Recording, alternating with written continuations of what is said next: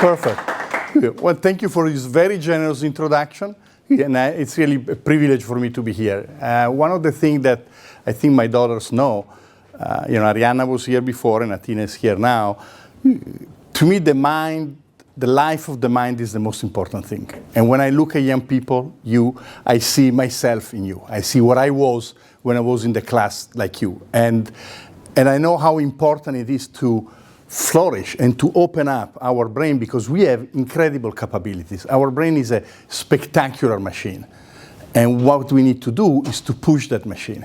You have a Ferrari or a Lamborghini, depending on your personal taste, or a Maserati.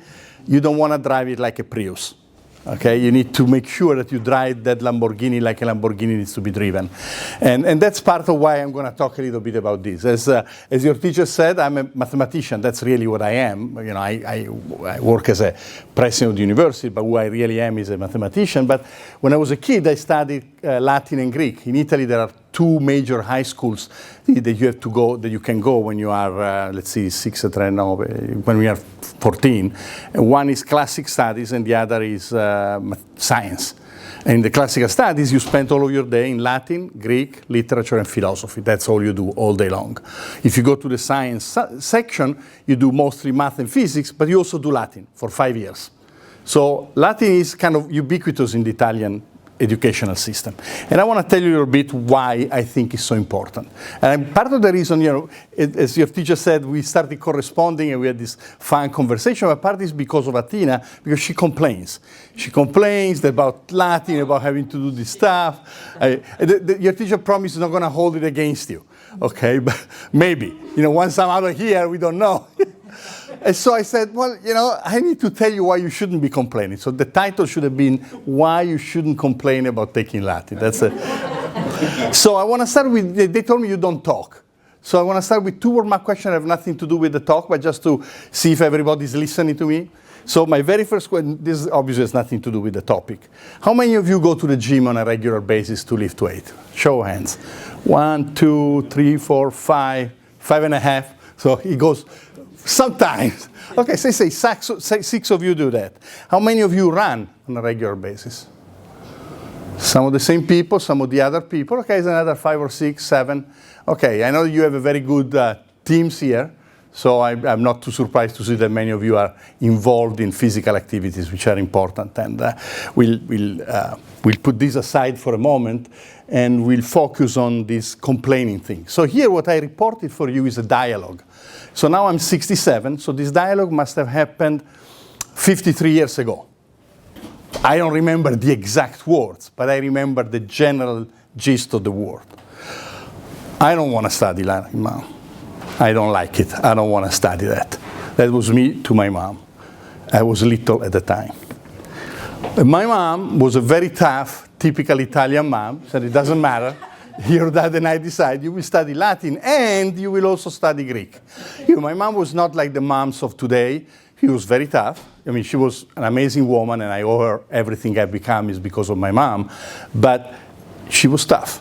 And if she decided I'm going to have to study Greek and Latin, that was the end of the story. There was no, let's talk it about as a family, none of that stuff. So, yeah, no. So then I said what some of my daughters now tell me, both Arianna and Athena, but I'm going to never use it. Why do I have to study Latin and Greek? I'm never going to speak Latin. I'm never going to speak Greek. You don't want to do that. Of course, you never use them. She acknowledged. I was right.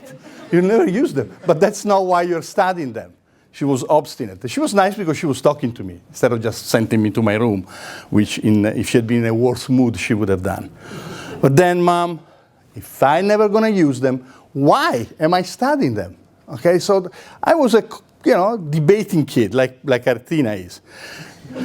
So my mom, and I remember the event. Again, not the exact word, but the event is here. Because Latin and Greek are very logical languages and will teach you to think. To which I said, logical languages? What does that even mean? I thought that was the stupidest thing that I could hear. What does it mean that a language is logical? This is a table, we call it a table, and what's the big deal? So I had a great example for my mom of why Latin, in my view, was not a logical language. So take the word populus. Populus is a word from the second declension, but there are two meanings for the word populus.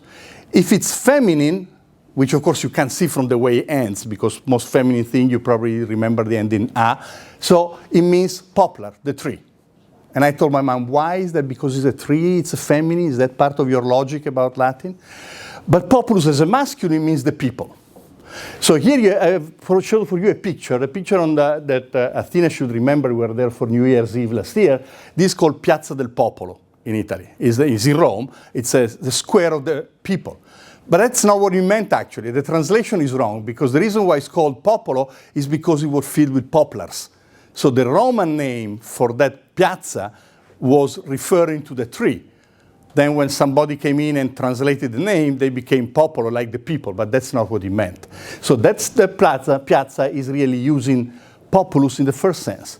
The second is a manhole in Rome. Every manhole in Rome has those 4 letters, SPQR. You probably know what they mean. What do they mean? The Senate of the People of Rome. Very good. Should I do it in Latin too? Yeah, in Latin. Senatus Publiusque Romanus. Roman. Very good. Excellent. But where is the Q coming from? Why is the Q? I thought that and we say et. Don't we say et for and? Where is the Q coming from? Que. Que. Which also means and. Exactly. Another way to do and, you put que at the end of the word. So here we have the P of populus masculine here and the P of populus feminine there. So I told my mom, this is ridiculous. You know, what does it mean that it's a logical language? There is no logic behind calling this the trees feminine, the people masculine. What is all about? So, but she was right. And I'm going to give you 2 examples of why Latin is a logic language, but also why that matters to us, okay? So the first very simple example, so this should be easy because I'm looking at the homework that Athena gets. I know you know this stuff. The dog loves his owner. Canis dominum suum amat. I put in green owner and in red dog. So that's an easy sentence, right? Originally I had Athena loves her dad, but I changed it to the dog and the owner. Which reminds me of, but of course it's true that the dog loves the owner, but the owner also loves the dog. Dad also loves Athena. I promised you I was going to embarrass her as much as I can. So the owner loves his dogs. You see, owner is the green word, but now it gets translated very differently. Now it's dominus instead of dominum, and canis has become canem. Now notice the difference between English and Latin here. In English, the word dog stays dog, the word owner stays owner, but in Latin they change. Italian is like English. Il cane ama il padrone ama il cane. There is no change. So what is happening here and why is this important for us? What this is called is analysis, really, identifies the role of the word in the sentence. So, dog and owner are both nouns, okay? That's where Italian or English stop. They're nouns, that's the end of the deal. But what the Latin think is, wait a second, they may be both nouns, but they have different roles within this sentence. They play like in a soccer team. They're both 2 guys or 2 girls, but one is a defender and the other is a striker. So if I simply say that these people are playing soccer, that Joe and Mary are playing soccer, I'm not going deep enough to see what their role is. Well, it turns out that Joe is a defender and Mary is a striker. Okay, so that's what Latin does. Even though they fall in the same category, they have different roles. So in English, this is almost never visible. But can you give me one example in which this appears in English?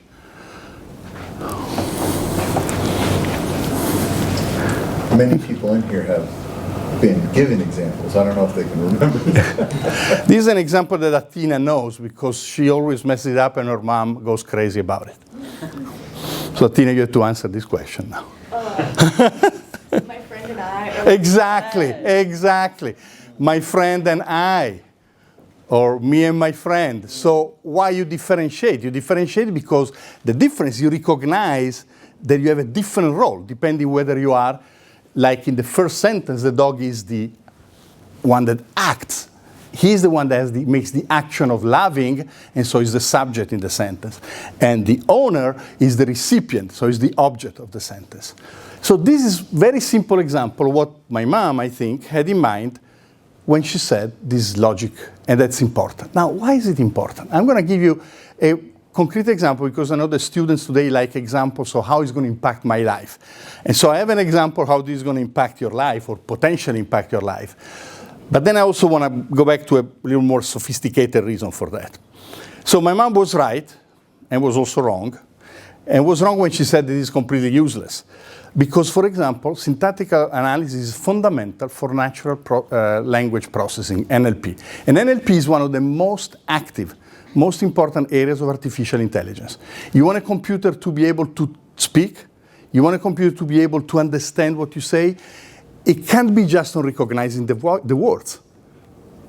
Because the words, the computer will simply say that dog means certain things, and we have a picture of the dog, and owner another thing. But how does the computer know the different roles? And so the ability to do this kind of analysis that right now for you is simply, well, the teacher tells you to do it and you do it, in fact becomes a fundamental instrument.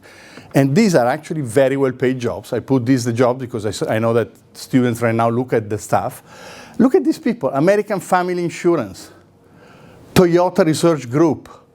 So these are companies saying, but Toyota, they build cars, and American Family Insurance, I guess they do insurance. Why do they care about natural language processing? Well, they care because, for example, in the car, don't you tell the car what kind of music you want to hear? You sit in the car and you say, playing Taylor Swift. Whatever, I forgot the title of the song, but something by Taylor Swift, or I say play Beethoven. I'm a kind of older fashioned guy. Okay? So that's why cars, they want to know how you can talk to your car. They want you to be able to say much more than simply play Taylor Swift, which is very simple. What if you actually want to give direction of where to drive the car or where to go? And the same for American Family Insurance. You know that right now lots of the conversation that people have are on the phone. You call and there are no humans there, right? Press 1 for this, press 2 for this. At some point, the goal is to actually have the machine talking with you and answering your questions. It's a multi-billion-dollar industry, and it's all based on the same ideas that you are learning in your Latin class.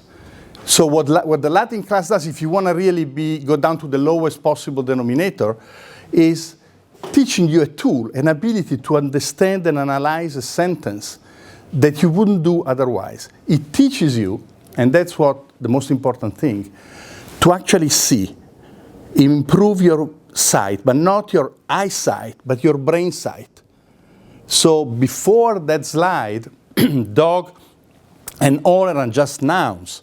But once you take a Latin class, you are forced to understand they're not just nouns, but the role they play is different. So now instead of looking at the surface of the sentence, you see something deeper.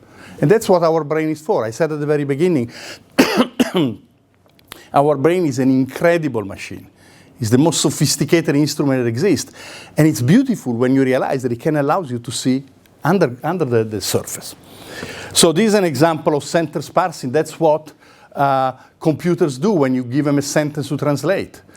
They try to figure out what is, who is on the porch. The way this is parsed, it means that the boy is on the porch.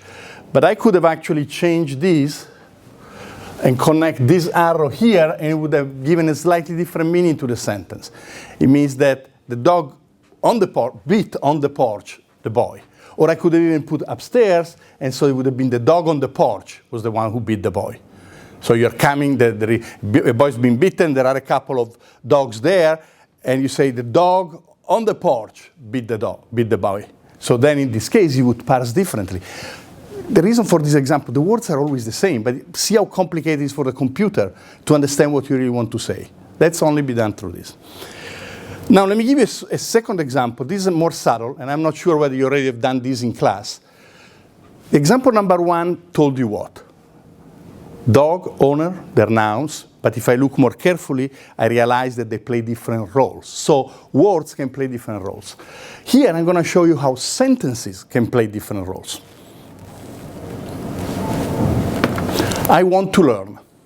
Okay, somebody's going to translate that for me. Yes? You say we'll learn. The same word for disciple. Oh yeah, do care. Will. Very good. See, that's what I was saying something before. I need to say now that I know the principal is here, because it will make him, not the principal, the headmaster is here, because I know it will make him happy. My daughter Arianna now is in freshman in college. And one of the things that she tells me that she really learned from here, and she's so grateful, is that she has learned how to intervene and participate in the classroom. Okay, and you don't know how annoying it is for a teacher when you say, so what is this? And then you get the zombies looking at you. So now my daughter, she feels like she's a hero. She says, you know, Dad, I'm the only one that talks into the teacher. And that's great. That's what the two of you have already done. So thank you for that. So that's what I say I want to learn.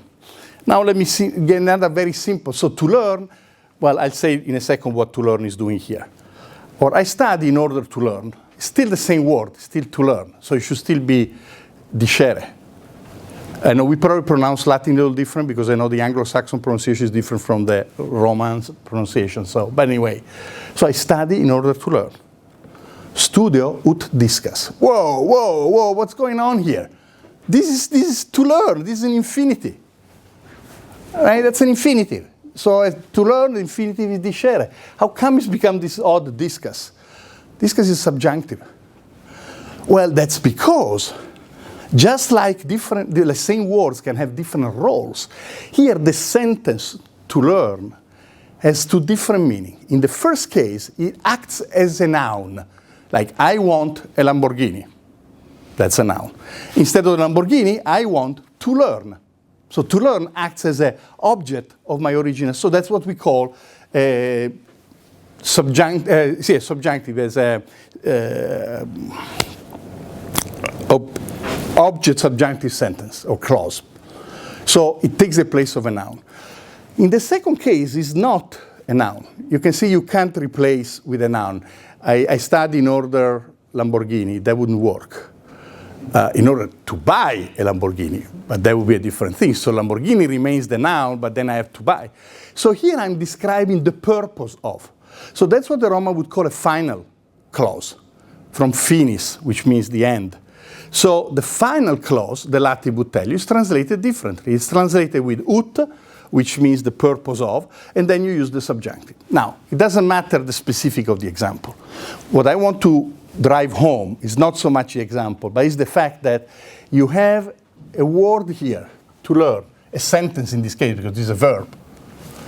And this is translated differently because of what it means, because of its purpose. So it's not just translating word by word. You need to understand the meaning, the semantics behind the sentence. Extremely important for the case I was describing before, but also because, once again, it's telling me to look deeper. What is to learn? A verb. What is dog? A noun. What is owner? A noun. And learn here, a verb. But it doesn't matter. That's not enough. That's a grammatical structure. But when I go deep, I realize that there are roles the words have in the sentence, and role the sentence have in a larger composition. So you see how your brain is being stretched here. When you translate from English to Greek, to Latin, or from Latin to English, you constantly have to do this kind of thing. So your brain is being forced to an exercise that is really not used to. And it's forced to see that reality is not what it looks like. There is a deeper reality underneath. Now, I'm going to give the next slide. I'm not going to spend any time because it's actually very complicated and it's about the Greek language. But it's to give you a sense of how things get even worse in Greek. In Greek, when you say if, then, which is such a simple thing, that's called a hypothetical period. Well, the Greeks distinguish 4 ways of hypothetical period. Well, there is something that actually is real and is going to happen. All right? If I leave the building, I find the beach. Well, that's just a real. So it's an if, but it's something that can happen. There's something that could happen, but it won't. There's something that is likely that I will say, and something that actually never happened. So when you're trying to translate simple sentences in Greek, I remember this was a nightmare, and probably because of further rebellions in my home, you have to, again, dig deep. You can't just translate step by step. You have to understand what did the guy really have in mind. Now, the Greeks make our life very complicated because they actually have modes of of verbs that we don't even know what they mean. So it's not simply past, future, subjunctive, indicative. There's stuff like the optative, there's stuff like the aoristo. So it gets more and more complicated. But the point is the same. You're trying to understand more deeply the structure of the language. So what is the point that I'm trying to make? This is the first half of the little speech, and then we're going to get to the second half. The first is that the study of Greek and Latin teaches you how to analyze in a deeper way the structure of what we say. It forces you to understand things that are not so obvious at first sight. It's a practical instrument, so you can say, I don't want to do artificial intelligence. That's okay, maybe you won't do artificial intelligence, but it's not something that is completely useless. If you have knowledge of ancient languages, and you apply for a job, some of the jobs that I showed before, by the way, require no experience. So they're going to teach you the NLP.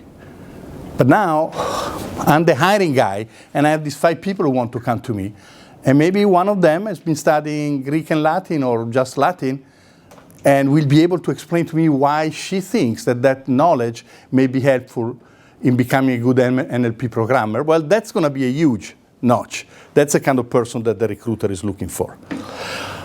It's the same role. And I say this as somebody who lives for math, but that's the same reason why we study mathematics. People think we study mathematics because it's very helpful, because it's useful, because it's important, but that's not true. That's not true. We study math for the same reason that I show above, because the reality is that the majority of you will never have to divide two polynomials. Okay? And yet, your math teacher, where is he? Down there. Your math teacher will force you to learn how to divide polynomials. What's the big deal? Oh, thank you. From Mr. Marbles. Oh, thank you very much. So what's the big deal? Why do I have to learn to divide polynomials? I'm like dogs, right? If you bring them a bowl of water, they're going to drink it, even whether they're thirsty or not. And the same, unfortunately, I do with food. I'm not hungry right now, but if you were here some pasta, I would probably eat it. So you're the dog and the owner. Exactly, I'm the dog and the owner. Exactly, thank you. He's a good student, I can see that. So I always tell, because we force people to learn math. Why do we force people to learn math? Because it forces your looking at stuff and having to go deeper. That's the point. And so it trains your brain. Let's take a simple example. 3 numbers, 36, 37, 38. 36, 37, 38. If you're not a mathematician, these are just 3 numbers. There is really no difference. I'd rather have $38 than 36, but it's not such a big difference. Okay? I'd rather have 36 exercises, Latin translation exercises, than 38. But what's the big deal? These numbers are kind of the same numbers. Well, but the mathematician would say, oh, whoa, wait a second. 36 is actually 6 square. It's a perfect square. And that's a kind of a special number, because if you have 36 pebbles, you'll be able to arrange them in this way. So to make a nice square. If a number is not a square number, you can do that. So 36, for a mathematician, is kind of a cute number. Isn't it interesting? Well, 37 is even more exciting. It's a prime number. I love prime numbers. And so does your teacher, Mr. C. Prime numbers are fantastic. So what's happening here? It's happening the same thing that is happening with Latin. Dog and owner, at first sight, are the same thing. Studying Latin forces you to understand they have different roles, so they're not really the same thing. And here he's saying, this number, they look like the same thing, but in fact they're not. If I look beneath the surface, I discover something. So my sight, not my eyesight, my brain sight, has become more powerful. I can distinguish something. And just like I was talking before about natural language processing, prime numbers are one of the most useful things in modern technology. Whenever you go to the bank and you put your card in and you punch your number and you get the money out, everything is encoded in a very sophisticated system that is based on some results about prime numbers that Euler discovered 200 years ago. Okay, so there is a fantastic, beautiful theorem of Euler, maybe one of the 5 greatest mathematicians ever. And using that theorem, we do the encoding that I'm just going to have to write the name because it's a superb mathematician. So there is this double purpose. It makes you a better thinker, and it has application. Now, you remember at the beginning I asked two questions. I lied to you. I said they're not related to the talk. So you should never believe your teachers, because we lie. It's a rhetorical artifice, okay? So I asked, how many of you lift weights? 6 or 7 of you did. Now I'm going to ask, of these 6 or 7, how many of you are going to have a job where you need to lift weight every day? The answer is none of you. How many of you are going to have jobs where every day you need to run? Very rarely. We used to have ones, the mail couriers, but now you drive. So why you do it? Well, you do it for the same reason why you should do math and Latin. You do it because you're strengthening your body, because you're acquiring new skills, because you're developing discipline, and it is not so obvious that those skills are completely useless. In fact, as you get older, the fact that you've been training, it will come around, and you will have a longer old age. You will be able to be healthier in older age. So there is a goal to some extent, but that's not why you do it. That's why I asked you this question at the beginning, because the example of the gym, to me, is one of the best. People are there doing pull down, this. What jobs you have to do this and this? No jobs. Hopefully. I mean, there are some jobs that require that, but not the kind of job for which you guys are being trained here. So the point is that there is another purpose. And one of the purposes is the general welfare of your body. The body, just like the brain, is a fantastic machine. And you want to run your Lamborghini like a Lamborghini, not like a Prius. No disrespect to the Prius, but yeah. And then there is a second reason. The second reason is the one that is coming up now, which to me is even, from an intellectual point of view, is more interesting. I'm going to show a picture of a guy that I don't think many of you know who he is. How many people recognize this picture?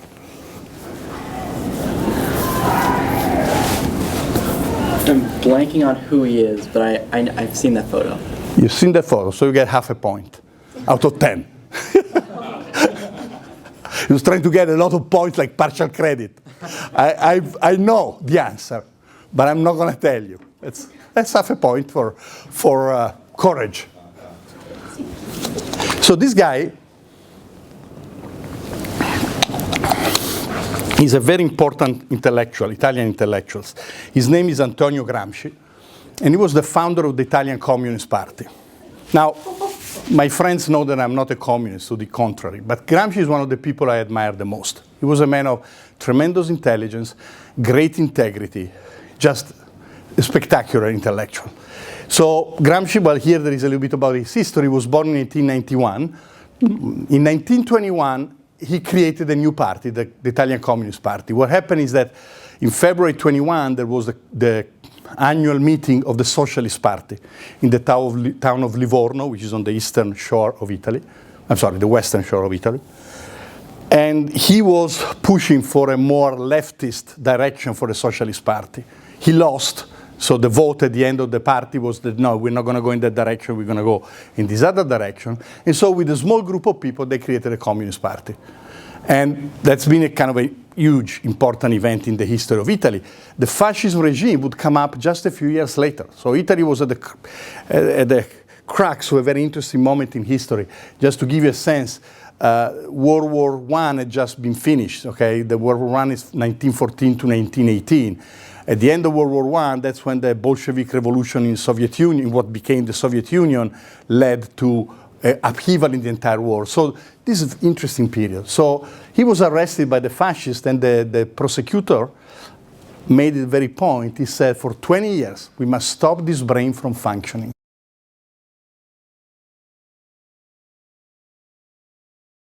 And eventually, he was released very shortly before his death and died of the years of deprivation in prison. So one of the reasons why I love the man is because not even being in jail and mistreated could stop him from his intellectual work. And that's what I wish to all of you. For me, my intellectual work is what makes me happy every day. Being the president of university, yeah, it's okay. You do interesting stuff sometimes, but what really keeps me alive is my intellectual life. And I wish this on all of you because it's the greatest gift that my mom, my dad, and my high school teachers gave me when I grew up. So what did Gramsci think about studying of Greek and Latin? Because what he thinks is very important to what I think too. This is quoted from one of his Quaderno dal Carcere, one of his prison notebooks. We don't study Latin or Greek to speak these languages, to become a waiter or an interpreter or whatever. We study them to understand the civilization of these two people, whose life is the basis for world culture. It's something that I think Athena already heard because I must have read these pages before. So there is an important point here. So the first sentence is what my mom told me. You're not going to use it. If using it means to actually translate, you're not going to use that. But you can understand these people from which we come. And there is no doubt, and I know that your school agrees with this statement because I see there the Aeneid, because I heard my kids reading the Odyssey and reading the Iliad. And now Athena is reading what I consider, and I know I'm biased, but the most incredible book ever written, which is the Divine Comedy. Okay, everybody has its bias, so that's my bias. So you apply the Socratic method. Oh, there is a name there, Socrates, okay? So, Greek philosopher. So this is one of the reasons why study of the language is important, because how we speak says something about our culture. And that's why you study this language. You study them to understand really what these people wanted to say. Athena knows because when I read the English translation, for example, of Divine Comedy, I can read it with no difficulty. I cannot read out loud the Italian one because I get moved. And when I read certain words, certain expression, I feel the emotion coming out from inside me and I can't continue reading. That's because the language brings something so powerful. And that's why we are studying these languages, to gain access to the power of what Homer writes in the Odyssey. It's not the same to read in translation, to what Virgil writes in the Aeneid. And what Virgil writes in the Aeneid is so powerful that when Dante decides to have a guy that is going to guide him through that terrible journey in the afterworld, who is his teacher? To say, lo mio maestro e lo mio autore. And it takes Virgil. So this is very important to me. It's one of the fundamental things. The second one is almost as important, if not more. He says, it's a few steps later, so I skipped something, but we're dealing with young kids who need to learn habits of discipline and psychical concentration. Would a 30-year-old scholar be able to sit at his desk for 16 hours if he had not learned as a child the necessary psychophysical habits? If we want to train the future scholar, we need to begin there so that we will have thousands or hundreds or even just dozens of really strong intellectuals, there is an S missing there, that every society needs. There is so much in this period that I want to parse it. The first sentence, young kids, and you qualify for that, so I hope you don't get offended by that, because now you can't call people kids, but need habits of discipline. That goes back to my early two questions. Why is running or lifting weight is important when you'll never run again in your life or you never lift weight? It teaches you discipline. When you go and you know that you have to do 12 repetitions of a certain weight, and then you're going to do 10 and a slightly different weight, and then 8. It requires discipline to sit there and do it. So that's what physical education does. It teaches you discipline. You play in a team, you got to train the best you can so you can help your friends win. So there is a need. In this case, he's talking about discipline, and this word, he means ability of concentrating your brain. So that's very important. And then he says, if you grow up and now you're 30-year-old, how can we expect you to sit for 16 hours at your desk if you haven't learned this when you were a kid? So the pressure we are putting on you now, the pressure that my friends here, my colleagues here are putting on you in the classroom, is to give you that strength, to give you that training. So that when you grow up, I like the fact that the guy is talking about 16 hours at the desk, okay? That tells you the discipline of Gramsci. For him, that's what people do. You sit, you get up, and you work for 16 hours, and then you go to sleep. But that's the point. So the discipline is what we need to give you. And then the last sentence to me is the most beautiful, and I have it engraved in my mind. It's the best sentence I've ever seen in which it explains the importance of intellectual for a society. To have a strong society, that's what he says here. Every society needs You need thousands, hundreds, or even just dozens of really strong intellectuals. So you cannot have a vibrant, strong, successful society without a cadre of intellectuals that really devote their life 16 hours a day to understanding the need of society. And that again, I said before, my wish for you, I hope you will take this to heart, because to me that is what our goal is. We want to become those people that our country, that our community can count on. But they can't count on us if we don't have this strong discipline. It's just, if there is a fire and you fall on the floor, what do you count on? You count on your friend who is strong enough to pick you up and carry you out of the building, of the burning building. So you count on them and on their ability. Well, our community counts on us. We are the intellectuals. You are the future intellectuals. Your teachers here are the current ones, and they are making sure that you become those intellectuals the society needs, because the challenges that we're going to face are incredibly difficult. Political, geopolitical, internal, environmental. How do we face those challenges? That's what we need. So I want to close with what this says about me, about a mathematician. So the first thing I want to mention here is that the language of mathematics has changed over the centuries. Until 700 AD, Greek was the language. Every important book, treaty in math was written in Greek. Then the Arabs, Muhammad, 7th century. So now Islamic power starts growing, occupy all of the southern basin of the Mediterranean, and then they come up through Spain. They enter in Sicily, they arrive in southern Italy, so the new language becomes Arabic. And they take all the old works that were in the library in Alexandria, where people like Euclid were working, and they translate them. And they are the one to whom we owe the translation of these important manuscripts.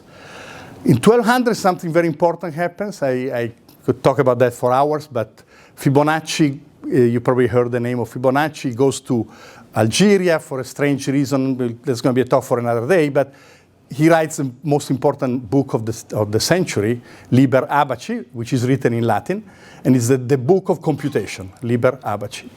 And that book opens up the way for Latin to become the language for mathematics. And then finally, towards 1700, different national languages. So you have papers in everything. And now English is the language. So if you want to be a mathematician, you need to be not conversant, but you need to be able to read stuff. I have to confess, I don't speak Arabic at all, so those treaties I can't read, I only read them in translation. But everything else, I kind of manipulate a little bit. And so I'm going to tell you what I did this summer. This summer I got passionate about trying to understand how Kepler figured out how the universe works. Before Copernicus, so until the 1600s, people thought that the universe was, there was the Earth at the center, and then everything was rotating around it. And then it turns out things couldn't really work out very well. So then Copernicus replaced the Earth with the sun. But it was still kind of complicated because we now know it doesn't really work this way. They're not circles.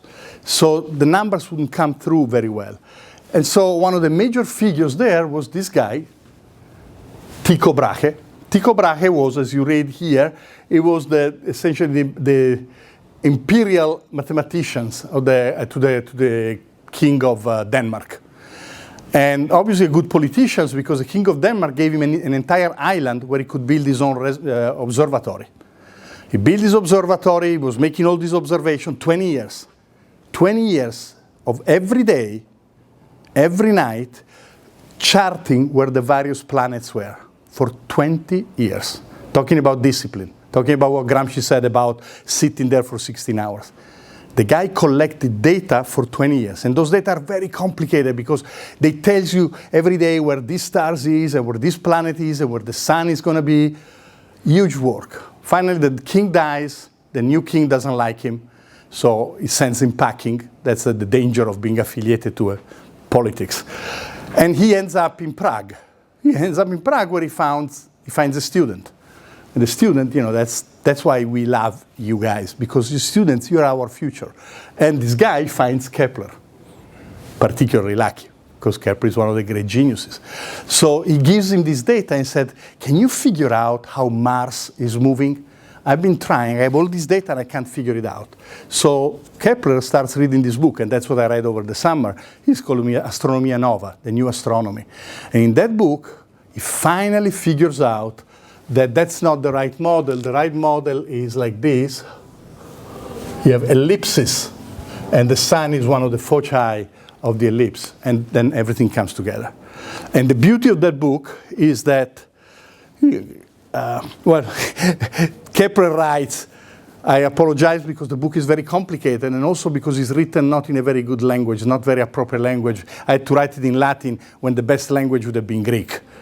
And everybody says, well, thank God, praise the Lord. So it's a little easier for us to translate. But so it's a beauty. But the work of Brahe, for example, has never been translated. So when you go and you try to make references, there are very, very small bits of translation of the work of Tycho Brahe, and you go back and forth to try to figure out what he's doing. And this book is it's been maybe the best summary in a long time for me, because very difficult book to read, but now I understand how he uses this number, because it's not obvious. Everybody knows the story. Tycho Brahe has the data, he puts them together and figure out, well, how do you do that? I looked at the tables. I wouldn't know what to do with this. But Kepler explained to me how you use those numbers to figure out the orbit of the planets. And this book in particular, I have a copy here.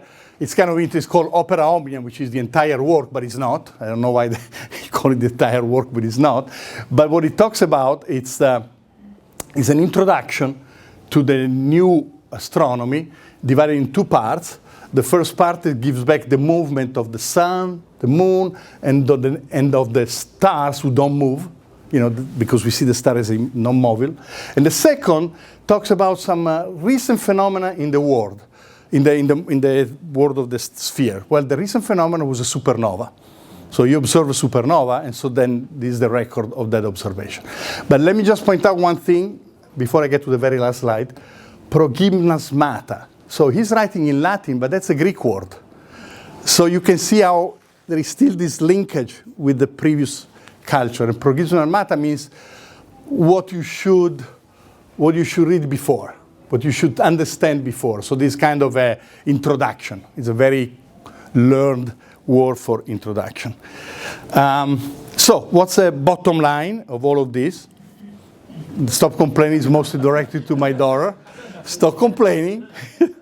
But this language is not only a beautiful language, but it's going to give you tremendous strength as you try to understand. And remember, your job in school is not to learn stuff, is to teach your brain to see better. Stuff you can always read and find out. We now have these horrible things here, and you can find the answer to any question here. But that's not what's going to make you different. It's not what's going to make you one of those intellectuals that every society needs. It's your ability to see beyond the surface. And what your teacher is trying to do with you when he teaches you Latin, when they teach you math, when they teach you philosophy or literature, they're teaching you to see a little bit beyond what is visible. All right? So thank you so much.